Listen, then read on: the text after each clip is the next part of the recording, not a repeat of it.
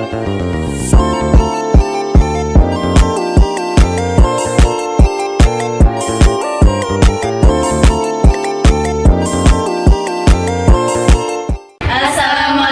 warahmatullahi wabarakatuh. Perkenalkan, kami dari kelompok 2 akan mempresentasikan materi mengenai teknik PCR. Perkenalkan, nama saya Jion Sofia dengan NIM 024 bersama saya Firda dengan NIM 020. Saya Rahma S dengan NIM 037. Selamat menyaksikan. Nah, kita masuk ke materi yaitu teknik PCR atau Polymerase Chain Reaction Test. Adapun rumusan masalah yaitu yang pertama definisi dan prinsip dasar PCR, yang kedua komponen utama PCR, yang ketiga prosedur teknik PCR, dan yang keempat keunggulan dan keterbatasan PCR. Kita masuk ke materi yang pertama yaitu definisi dan prinsip dasar PCR. PCR adalah suatu metode enzimatis untuk amplifikasi DNA dengan cara in vitro. Adapun prinsip dari PCR yaitu yang pertama, mampu memperbanyak sebuah urutan 10⁵ sampai 10�6 kali lipat dari jumlah nanogram dari DNA template.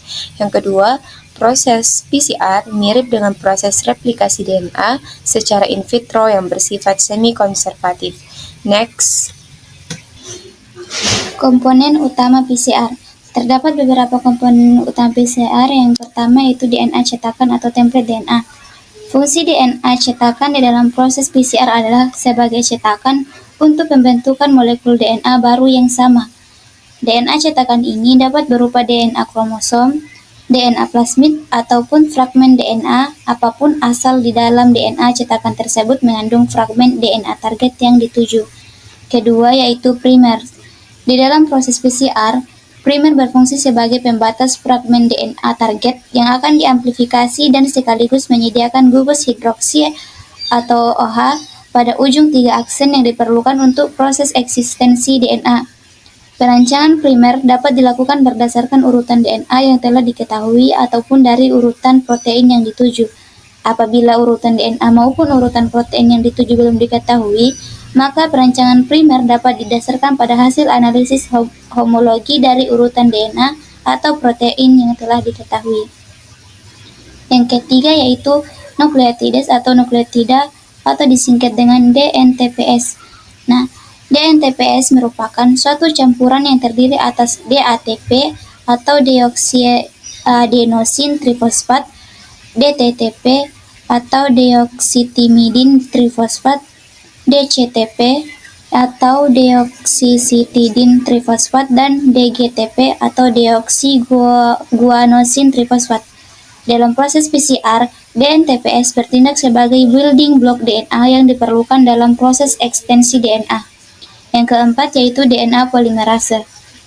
Enzim polimerase DNA berfungsi sebagai katalisis untuk reaksi polimerasi DNA. Pada proses PCR, enzim ini diperlukan untuk tahap ekstensi DNA. Enzim polimerase DNA yang digunakan untuk proses PCR diisolasi dari bakteri termofilik atau hipertermofilik. Oleh karena itu, enzim ini bersifat termostabil sampai temperatur 95 derajat Celcius. Yang kelima yaitu PCR buffer dan konsentrasi Mg12. Reaksi PCR hanya akan berlangsung pada kondisi pH tertentu. Oleh karena itu, untuk melakukan proses PCR diperlukan buffer PCR. Fungsi buffer di sini adalah untuk menjamin pH medium. Selain buffer PCR, diperlukan juga adanya ion Mg12. Ion tersebut berasal dari MgCl2. MgCl2 bertindak sebagai kofaktor yang berfungsi menstimulasi aktivitas DNA polimerase. Next. Prosedur teknik PCR. Berikut ini adalah prosedur teknik PCR. Yang pertama, denaturasi DNA. Denaturasi DNA merupakan proses pembukaan DNA untai ganda menjadi DNA untai tunggal dengan menaikkan suhu dalam tabung reaksi sampai 95 derajat Celcius. Ini biasanya berlangsung sekitar 3 menit untuk meyakinkan bahwa molekul DNA terdenaturasi menjadi DNA untai tunggal. Yang kedua yaitu prosedur annealing.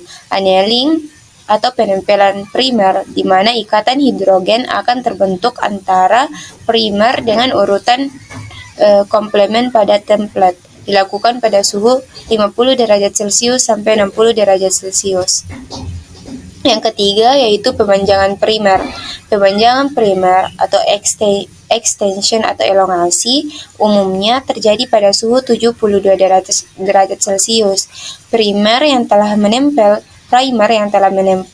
tadi akan mengalami perpanjangan pada sisi 3 aksennya dengan penambahan DNTP yang komplement dengan template oleh DNA polimerase. Ini contoh gambar dari prosedur teknik PCR. Next. Keunggulan dan keterbatasan PCR. Keunggulan. Di sini, pertama, sensitivitas tinggi. PCR dapat mendeteksi konsentrasi DNA yang sangat rendah, hingga 0,5 salinan per mikroliter. Yang kedua yaitu spesifisitas. Mampu mendeteksi spesies tertentu dengan akurasi tinggi. Yang ketiga yaitu aplikasi luas. Digunakan dalam berbagai bidang, termasuk diagnostik penyakit dan penelitian genetik. Kedua yaitu keterbatasan. Adapun keterbatasannya yaitu pertama, biaya tinggi karena membutuhkan peralatan mahal dan reagen khusus. Yang kedua yaitu waktu atau proses. Hasil biasanya memakan waktu 2-3 jam untuk analisis. Yang ketiga yaitu kompleksitas prosedur. Memerlukan keahlian khusus untuk menghindari kesalahan teknis. Itulah tadi presentasi dari kelompok kami, kurang lebihnya mohon dimaafkan. Wassalamualaikum warahmatullahi wabarakatuh.